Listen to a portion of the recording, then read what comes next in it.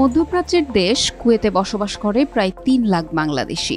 দেশের অর্থনীতিতে গুরুত্বপূর্ণ ভূমিকা রাখছে রেমিটেন্স হিসেবে তাদের পাঠানো বৈদেশিক মুদ্রা। কুয়েতে শ্রমিক ও ব্যবসায়ী হিসেবে বসবাসকারী বাংলাদেশিদের বড় অংশই চট্টগ্রামের বাসিন্দা। কিন্তু কুয়েত থেকে কোনো সরাসরি ফ্লাইট নেই চট্টগ্রামের শাহ আমানত বিমানবন্দরে। ফলে চট্টগ্রাম থেকে কুয়েত আসা যাওয়ায় চরম ভোগান্তি পোহাতে হয় প্রবাসীদের। শুধু যাত্রী নয়, প্রবাসে মৃত ব্যক্তিদের মরদেহ প্রেরণেও পড়তে হয় ভোগান্তিতে। চট্টগ্রামের কোনো ডাইরেক্ট ফ্লাইট বাংলাদেশ বিমানে দিচ্ছে না, মাঝে একবার দেয় আবার বন্ধ হয়ে যায়। আমার ক্লাস ফোরানো ছিল এখানে, একবার কান্ট্রি ম্যানেজার ওয়াদা করেছিল, সেগুলো হয় নাই। আমরা এখন ডেড বডি, একটা মৃত্যু ডেড বডি পাঠাতে গেলে টাকা থেকে অনেক হয়রানির শিকার হতে হয়। একটা ফ্লাইট যদি সপ্তাহে একবার একটা ফ্লাইট আমাদের অন্ততপক্ষে, তাহলে আমাদের অনেক জায়গা থেকে আমাদের সুবিধা হয়, সবাই সুবিধা হয়।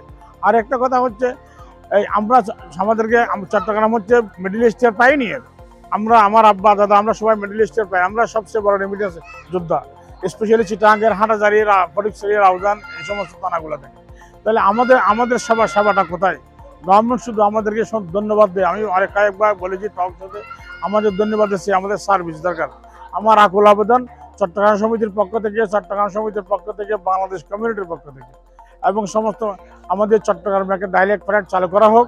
এটা আমাদের এইমাত্র প্রধান আমাদের চাওয়া বাংলাদেশ সরকারের কাছে। আমি কুয়েত প্রবাসী আজকে 27-28 বছর যাবত। আমরা যারা কুয়েতে আছি, চট্টগ্রামের প্রায় 30-35 হাজার লোক, আমরা অনেক অসুবিধায় যাওয়ার আসার সময় আমাদের অনেক অসুবিধা হয়, সমস্যা হয়, কারণ আমাদের সরাসরি কোনো প্ল্যান নাই। 2019 সালে চট্টগ্রাম কুয়েত রুটে ফ্লাইট চালু করেছিল বিমান বাংলাদেশ, যা চলত সপ্তাহে একদিন। কিন্তু অল্প দিনের মধ্যেই বন্ধ হয়ে যায় সেই সেবা। কানেক্টিং ফ্লাইটে গেলেও আমাদেরকে চরম ভোগান্তি স্বীকার করতে হয় এবং সময়ের অপচয় হয়। আমরা যারা প্রবাস থেকে দেশে ভ্রমণ করি, তাদের ফেরত আসার জন্য আমাদের যারা চাকরিজীবী, তাদের সময়টা থাকে খুবই সংক্ষিপ্ত এবং ফিক্সড নির্ধারণ করা থাকে যে আমাকে পরদিন অফিসে জয়েন করতে হবে।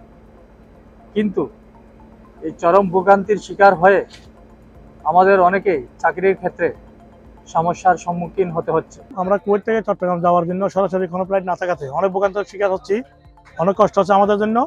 আমরা চাই চট্টগ্রামের মধ্যে সরাসরি কুয়েত থেকে ফ্লাইট চালু হোক, এটাই আমাদের দাবি। সরাসরি ফ্লাইট না থাকায় চট্টগ্রামের যাত্রীদের প্রায় 8 ঘন্টা অপেক্ষা করতে হয় ঢাকা বিমানবন্দরে।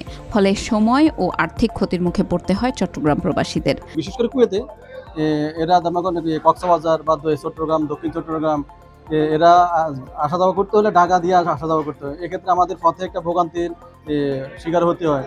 বাংলাদেশ বিমানের কিছু ট্রানজিট ফ্লাইট আছে, যেটা আপনার ঢাকা প্রায় 7-8 ঘন্টা প্যাসেঞ্জারদের ওয়েট করতে হয় ডোমেস্টিক ফ্লাইটের জন্য।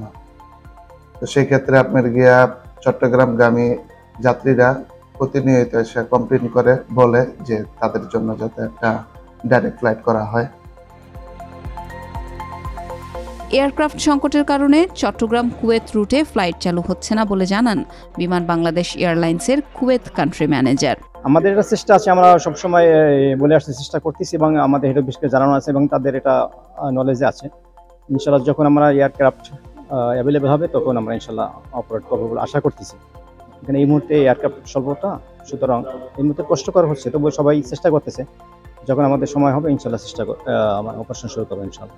ঢাকা থেকে 2-5-10 ঘন্টা পরে আবার একটা ফ্লাইট দেওয়া হচ্ছে, তাও ডোমেস্টিক ফ্লাইট।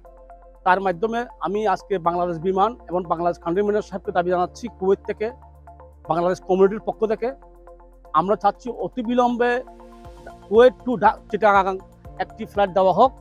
আমাদের সরাসরি ফ্লাইট দিলে গত 3 বছর করোনা আগে ছিল সপ্তাহে একটি ফ্লাইট ছিল প্রতি বুধবার। এটা যদি আবার সপ্তাহে যদি একটি ফ্লাইট দেওয়া হয়, সমগ্র চট্টগ্রামবাসী, বৃহত্তর চট্টগ্রামবাসীরা একটু আশান্মুক্ত হবে। এই রুটে সরাসরি ফ্লাইট চালু হলে বিমান লোকসানের শঙ্কা নেই বলে মনে করেন কুয়েত ট্রাভেল এজেন্সি সংশ্লিষ্টরা।